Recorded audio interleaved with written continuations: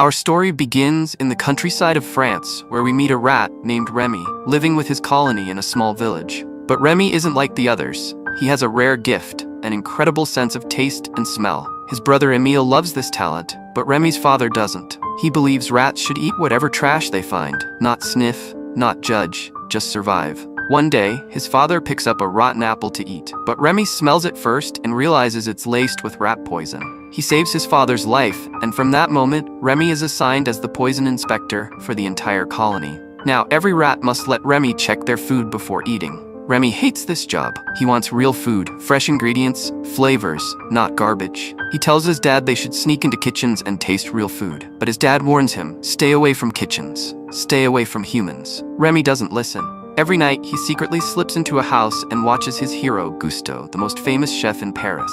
Remy dreams of becoming a chef too. He watches Gusteau's cooking shows, learns recipes, understands flavors, and soon begins creating dishes of his own. The next day, Remy returns with Emile to steal herbs and ingredients to craft his very own special dish. Just then, the TV in the house announces tragic news. Chef Gusteau has died. A harsh food critic, Anton Ago, once gave Gusteau's restaurant a bad review. The restaurant lost a star, and Gusteau could never recover from the heartbreak. Remy is crushed. Before he can react, the old lady who owns the house spots Remy and Emile. She grabs her shotgun and opens fire. Emile panics and runs toward the roof where the nest is. The lady fires there too, and the entire ceiling collapses. The rat colony flees in chaos. The lady attacks with full force, determined to kill every rat. The colony escapes by boat, but Remy, trying to save Gusteau's cookbook, is left behind. He floats through the sewers alone, separated from his family. Days pass, no one returns for him. He reads Gusteau's book for comfort, and soon his imagination brings Gusteau himself to life. A vision, a guide, a mentor in his mind. Gusteau tells him, let go of the past, look forward, go above,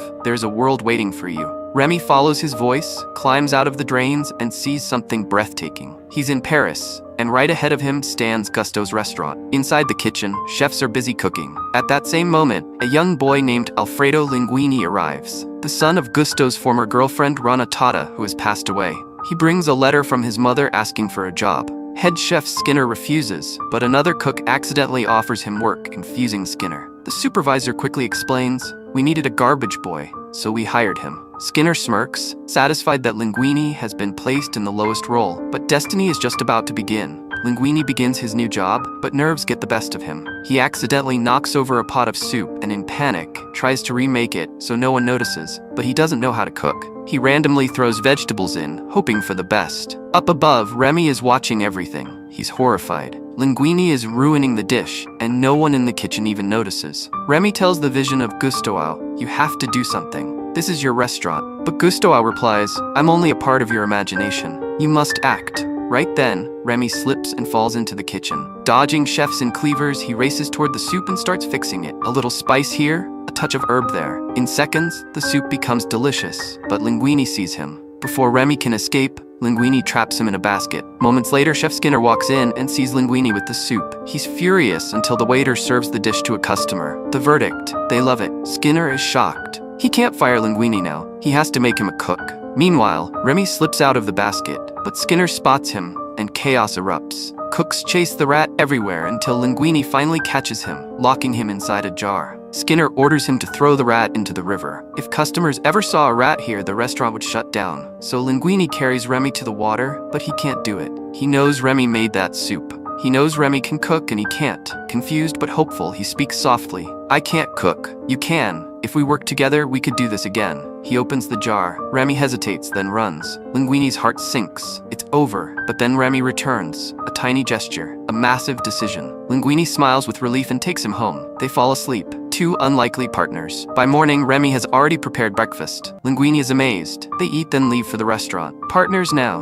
Linguini hides Remy under his shirt as they enter the kitchen. Skinner immediately orders him to remake the same soup. Linguini tries, but he's clueless. Remy begins guiding him by biting his arms, pulling them where they need to go. It works, but it hurts. Both start fighting in frustration, so Linguini carries Remy to the pantry and says, this isn't going to work. We need a better way, one without pain. Suddenly, Skinner enters. Panic! Linguini hides Remy inside his chef hat. As they leave, Linguini almost bumps into a waiter, but Remy tugs his hair from inside the hat, steering him away. Confused, Linguini rushes to the restroom and asks, How did you do that? Remy demonstrates, pulling his hair like strings of a puppet, controlling his arms and movement perfectly. A realization hits them both. This is how they will cook together. They go home and practice day and night, and at last, the coordination clicks. A rat and a human moving as one. Cooking begins for real now. The next day, Linguini recreates the same soup perfectly, and no one has a clue that Remy is hidden in his hat, secretly controlling him. But Chef Skinner warns him, if you want to work here, you must cook more than soup. So Colette steps in to train him fast, sharp, disciplined.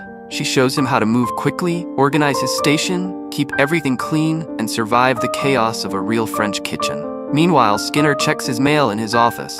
Among the envelopes is a letter written by Linguini's mother, Renata. When he reads it, his face turns pale. It reveals that Linguini is Gustave's son. Panicked, he calls in his lawyer, Talon. Talon explains that Gustave's will states, if no heir comes forward within 2 years of his death, the restaurant becomes Chef Skinner. Skinner nods, but now there is an heir. He suspects Linguini is plotting to take the restaurant from him, but Talon reassures him, he's just a nobody. I'll run a DNA test, we'll prove he's not Gustave's son. For now, the threat is contained, or so Skinner thinks. The next day, a customer compliments the soup but says, we want something new, something exciting. Orders keep requesting Linguini's new dish, which frustrates Skinner. He comes up with a plan to ruin him. He orders Linguini to cook Gustave's worst dish, ratatouille. Colette helps him, but Remy realizes the recipe is wrong, so he changes it, adds flavors, twists, balance.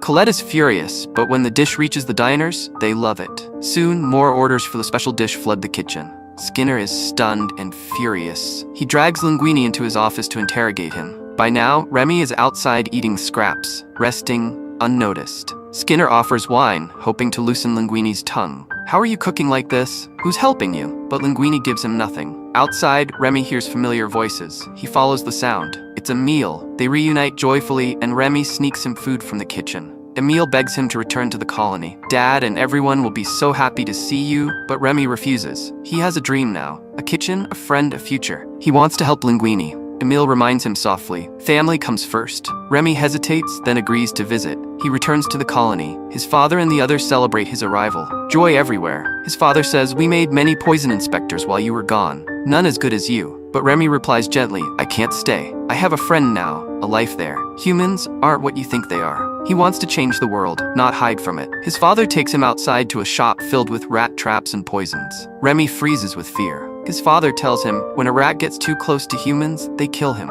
This is the world. Only family protects family. But Remy stands firm. Nature can change, and if it must change, someone has to start it. And with that, he walks away toward his dream. By morning, Remy reaches the restaurant again, where he finds Linguini passed out on the floor, a result of last night's way too much wine. Just then, Colette arrives.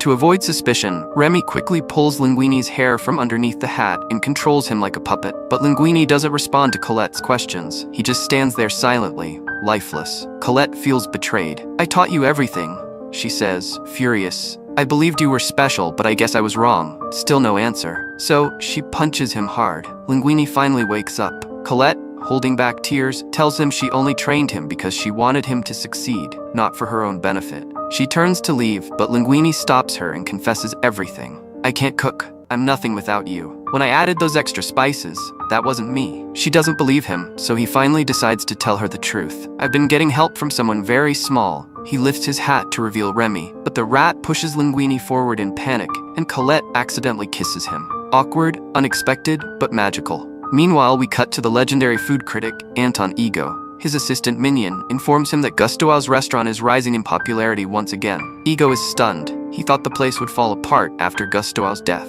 Across town, Skinner receives DNA results from Talon, and the truth hits him like lightning. Linguini is Gusteau's son. Skinner panics. He can't fire the boy. People might investigate, and the world will learn that Linguini is the true heir. Talon reassures him quietly. No one needs to know. We keep this silent, but destiny has its own plans. Colette and Linguini begin spending more time together. They enjoy Paris. Linguini's hat slips off and Remy falls out. People scream at the sight of a rat and try to kill him. Remy runs for his life, diving into the sewers below. In that dark moment, he realizes something heartbreaking. No matter how good he cooks, the world will only ever see a rat. When Remy returns to the restaurant, he finds Emile and a group of rats eating scraps in the kitchen. Frustrated but loyal, Remy goes to steal food for them, but the storage room is locked. He sneaks into Skinner's office to grab the key, and there inside a cabinet, he discovers Gustavo's will. He reads it and everything becomes clear. Linguini is Gustavo's son. He is the rightful owner of the restaurant. Remy is overjoyed, but suddenly Skinner walks in and spots him. Remy grabs the will and escapes through pipes and vents. Skinner chases desperately, but the rat is too fast. Remy returns with the document. At the same time, Skinner enters the office only to find Colette and Linguini already reading Gustavo's will. The truth is out. Linguini is Gustavo's heir. The restaurant belongs to him. Skinner is fired on the spot. Linguini and Remy rejoice, move into a new home together, and a new chapter begins. Linguini's success begins to burn inside Skinner. He grows suspicious, convinced that a rat is involved somehow. So, he secretly calls the health inspector, reporting a rat problem in Gustavo's kitchen. The inspector says he's busy and will come in a few days. Meanwhile, the very next day, reporters swarm Linguini, asking for the secret behind his sudden rise. Remy expects Linguini to tell the truth, that he is the reason behind every dish. But instead, Linguini smiles and says, "I'm Gustavo's son. Cooking is in my blood, and Colette inspires me." Remy feels betrayed. Angry, he pulls Linguini's hair aggressively during the interview, embarrassing him. Just then, Anton Ego arrives, the feared food critic, the same one who broke Gustavo. He calmly tells Linguini, "I will return tomorrow with great expectations. Pray your food lives up to them." And he leaves. Linguini panics. He storms outside and snaps at Remy. "Why did you sabotage me out there?" Frustrated and overwhelmed, he throws Remy out of the restaurant. "I am not your puppet. You stay here. Cool your head." Skinner watches all this from the shadows, and now he knows the truth. The rat is the real chef. Remy is furious too. That night, he leads his father and the entire colony into the food storage room. They raid it, stealing everything they can. Meanwhile, Linguini regrets pushing Remy away. He returns to the restaurant quietly, searching for him. The other rats hide instantly. Remy steps forward. Linguini admits he needs him. "I don't want to lose you. So much has changed so fast. I am Gusto's son. I have to prove myself, and I can't do it without you." He apologizes, realizing he forgot the truth. Remy made him who he is. But then he sees dozens of rats inside the kitchen eating, stealing.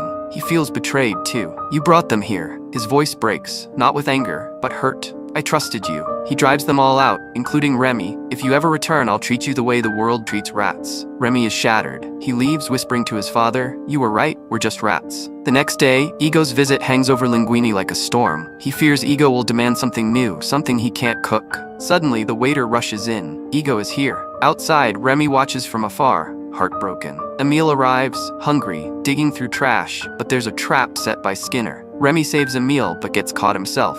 Skinner locks Remy in his car, determined to stop him from helping Linguini. Inside the restaurant, the waiter approaches Anton Ego. The critic says calmly, "I've heard your chef creates genius, so I want something new, something not on the menu." Other customers do the same. Everyone wants the special dish. Panic spreads. Chefs crowd around Linguini asking for recipes, but he breaks down. "I don't know how to make it. It was an accident." He retreats to his office, terrified. Tomorrow could make him a legend or destroy him.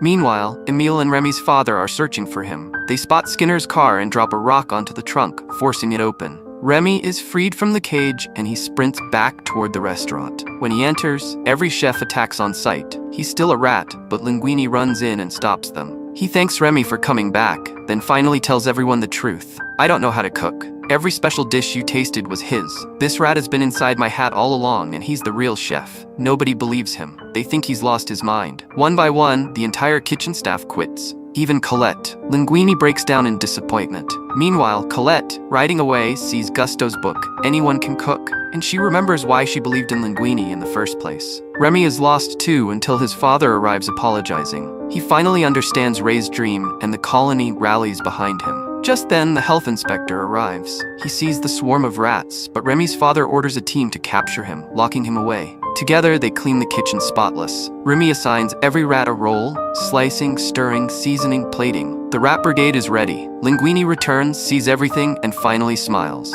Tonight, they cook. He becomes the waiter, racing through the dining room with dishes in hand. Colette returns too, shocked but amazed. She asks, "What will the rat cook for Ego?" Remy presents his choice, ratatouille, a poor farmer's dish, simple but powerful. Colette begins making it, but Remy stops her. He will make it his way. He cooks with precision, memory, love, and within minutes the dish is complete. Linguini serves it to Anton Ego. The critic takes a bite and everything stops. Suddenly he is a child again, standing in his childhood home. His mother placing warm ratatouille on his plate. Comfort, love, home. He eats every last bite. Skinner rushes into the kitchen furious, but the rats catch him too, locking him with the health inspector. Later, Ego invites Linguini to thank him, but Linguini reveals, "I was just the waiter tonight. Someone else cooked for you." Ego demands to meet the chef, so Colette tells him to wait until the restaurant closes. After hours, Ego finally meets Remy. At first, he thinks it's a joke, but when Remy cooks for him live, Ego understands Gusto was right. Not everyone can become a great artist, but a great artist can come from anywhere. The next day, Ego publishes a glowing review. He calls Remy the finest chef in France, and promises to return again, but the health inspector shuts Gusto's restaurant down. Rats were seen inside. Still, Linguini doesn't break. He opens a new place, Restaurant Ratatouille. Here, Linguini, Colette, and Remy work side by side. The colony lives happily in the attic. Customers fill every table, and Remy at last becomes the chef he was always meant to be. And so Remy's story leaves us with one powerful truth. Greatness isn't about where you come from, it's about the passion you carry within. In a world quick to judge by appearance and status, Remy proved that talent has no boundaries. He didn't just cook food, he cooked change into the hearts of everyone who doubted him. His journey reminds us, don't let others define your limits. If a rat can become the finest chef in Paris, what's stopping you from chasing your impossible dream? Remember, not everyone can become a great artist, but a great artist can come from anywhere. If you want more stories like this, smash that like button, subscribe, and drop your next movie in the comments.